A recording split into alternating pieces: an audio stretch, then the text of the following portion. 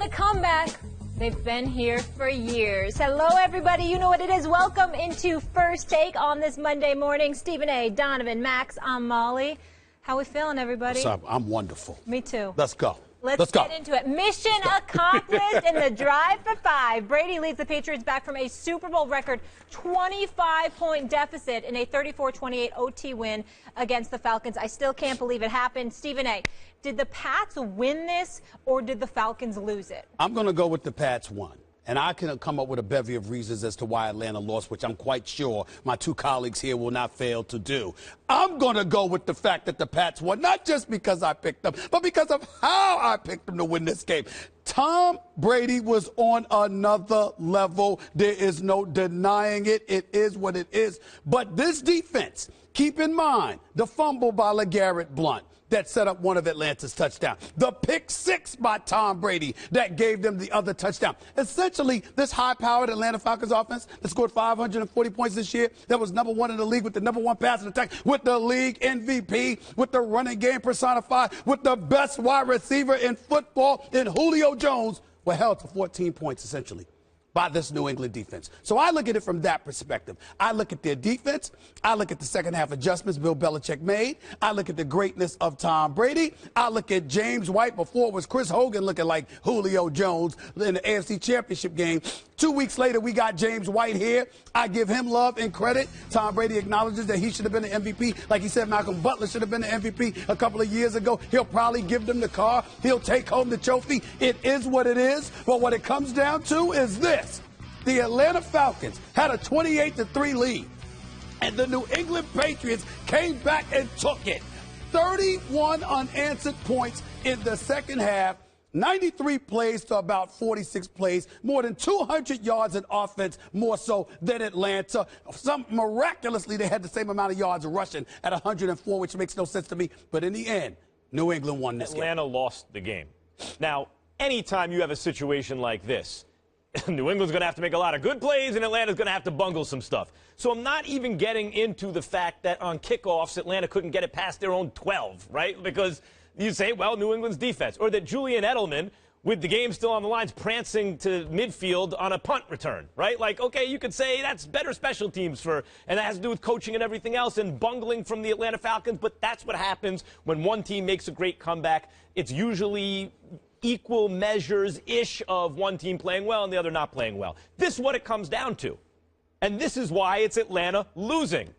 You have the ball in field goal range. All you have to do is call 2 running plays. If you wind up netting -3 yards, let's say, on those 2 running plays, which is unlikely. Falcons run the ball well. They probably, who knows, maybe they pick up a first down, but certainly they're more likely to advance the ball than to go backwards. If you do nothing at all, net gain of 0 on those 2 running plays, you are very likely to hit a field goal, making it a 2-score game and putting the game out of reach for the Patriots. You're talking immediately after the catch from Julio Jones, right? That's right. Okay. That is a monumental blunder that it doesn't hand the game because, of course, now Tom Brady and company have to make all the plays, and Atlanta still has to bungle stuff on defense. But if you simply go like this to the running back, here, hold this, run that way, twice, you are overwhelmingly likely to win that game. It puts New England to bed. They opted not to do it. It resulted in a sack and a holding penalty. It wound up with 3rd and 33 at some point. I mean, that's one team saying, oh, this Super Bowl that we have wrapped up, here, take it back. Don't want it. We're giving it to you. That's the Falcons losing the game. Atlanta definitely lost this game. It was bad coaching, no adjustments at halftime. In the first half, you talked about it, it was 14 points. It was 21 points. The going in at halftime, when you have a lead like you have to make adjustments, knowing that your offense hasn't been out there more than 20 plays in the first half. And if they get going, gain some momentum, this lead will begin to increase. But defensively, you're a defensive-minded head coach.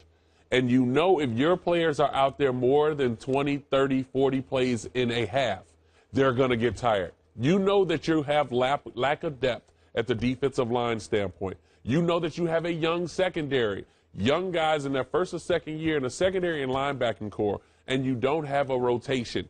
Sit them in zone coverage or possibly blitz them. Do not play man the whole game, because when you play man, that means at some point there's going to be an explosive play. Tom Brady has been in this league long enough where he understands we're that far away.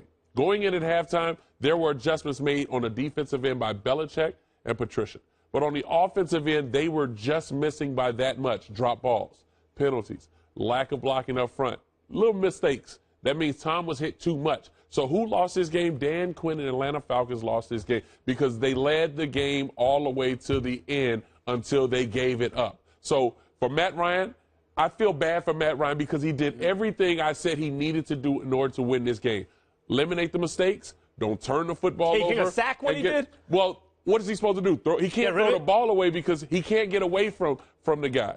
And so that was not his blind side. He should have seen him cut. Well, it's right in front of his face. But the two guys that played the best game out of all leading into that point were their center Mack, who was hurt going into that game, and their quarterback. And they both made the mistake. Then you lead to Devontae Freeman missing the block with Hightower, which led to a sack fumble. That right there turns it again back to New England. And going 3rd and 33 when you're out of field goal range puts you in a bad situation. So Dan Quinn and the Atlanta Falcons lost this game. Well, first of all, both of you are wrong, and I'm going to tell you why. First of all, please do. That's right. Thank you so much. We've talked about it. We're going to debate at the parties. Yeah, let's go. We can debate right here. Here's the deal. Devontae Freeman missed that block on Hightower. No doubt he's accountable for that, and I get that. And when you talk about the nuances of the game in terms of what the coach could or could not have done, Kyle Shanahan, who we'll get into later, what he could and could not have done, I get all of that. Here's why I got a problem with both of y'all, with what you're saying right now.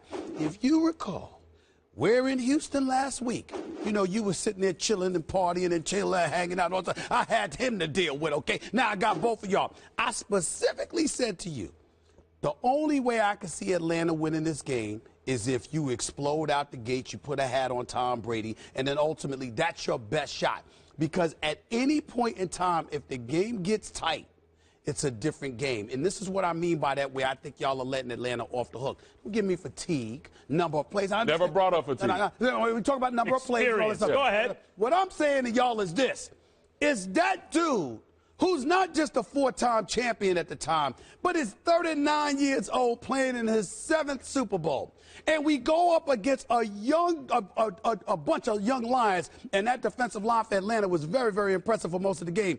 But a bunch of young Lions with that secondary, and you've got guys that are just too young. They've never been here before, and they're in their early 20s. I said, it's going to get tight at some point in time. Those bright lights are going to get I'm going to disprove this argument right now. Go ahead, I'm going to shut this argument down right now with your own logic, okay? Please. Yeah. Until last night, what was the worst call in the history of the Super Bowl? Seattle. Pete Carroll? Seattle, right? I mean, let's stop talking about that. That wasn't a bad call. Okay, but I'm talking about his opinion now. It was horrible. His opinion. Go ahead. The point is, Seattle handed them that game, according to you, right? All you got to do is give the ball to Marshawn Lynch. Right. Actually, Donovan has brought up good points. I agree with you. I don't think that was the right call, but that's actually defensible in some way. You can actually construct an argument why, given the down, etc., you might call a passing play right there. That was different than yesterday.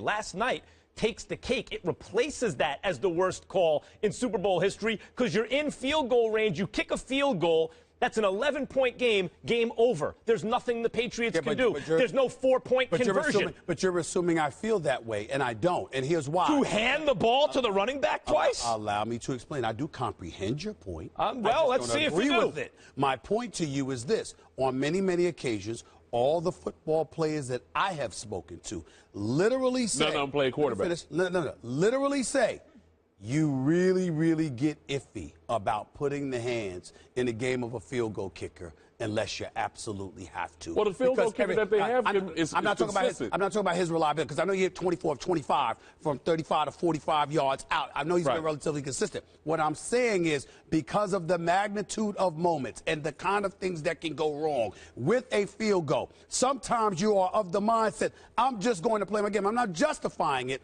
I'm simply saying that's the kind of thinking. In my years of covering sports, I've always been told, you don't go there unless you have to go there. You play your game until you have no choice.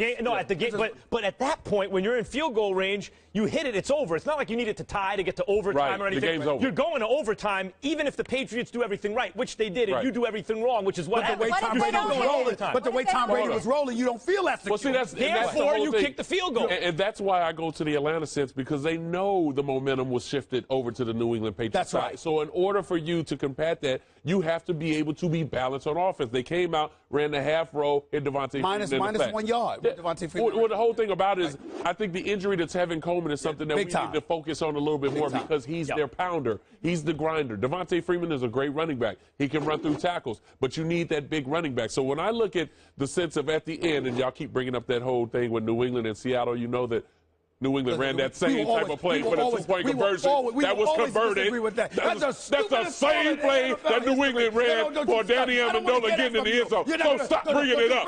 But let's talk about same play it. Clemson won to win the national title. That's what I'm saying. So don't bring it up. Don't bring that mess up. The Atlanta lost the game because they didn't run the ball and they kicked a field goal. Don't you bring that up no more. It was a two-point conversion for Danny Amendola. Take it. Stop letting him off the hook. Say that. Oh, we've been arguing about this for 2 years. He makes me sick with that point. You just stop the game. Danny Amendola touchdown, two-point conversion. There's another huge debate we often